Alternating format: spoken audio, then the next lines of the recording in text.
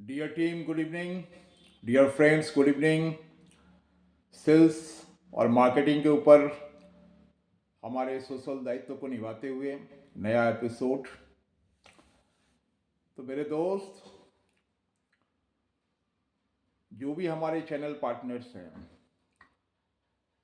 उनको ब्रांड के प्रति वफादार होना चाहिए। और कुछ लोग क्या करते हैं ना, शॉर्ट टर्म के लिए कोई भी काम लेते हैं। अपॉर्चुनिटिस्ट नहीं बनना है अपने को। और जैसा कि मैं बोलता हूँ कि honesty is the best policy. The results are not in our hands. We can give our efforts. Results, outcomes are not in our hands. हम लोग खाली अपनी कोशिशें कर सकते हैं। और एक शायरी भी है कि वादे अक्सर टूट जाते हैं, वादे अक्सर टूट जाते हैं, कोशिशें कामयाब होती हैं। मंजिल अगर ना भी मिले फिर भी फासले कम हो जाते हैं। तो बहुत इम्पोर्टेंट है,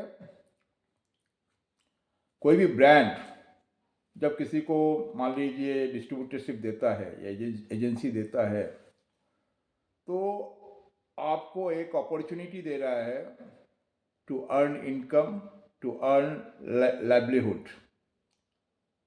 whenever a brand gives you agency, it gives you an opportunity to earn income. And you must be loyal towards that brand. Okay, loyalty is very important. You must be loyal to each other. और किसी भी चीज़ का importance तब समझ में आता है जब वो आपके यहाँ से चला जाता है।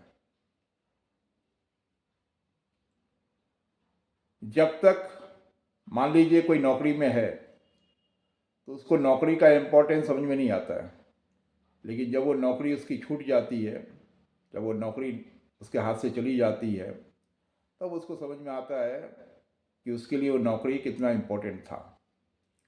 वैसे ही जब किसी कंपनी से कमिन कोई एम्प्लॉय चला जाता है,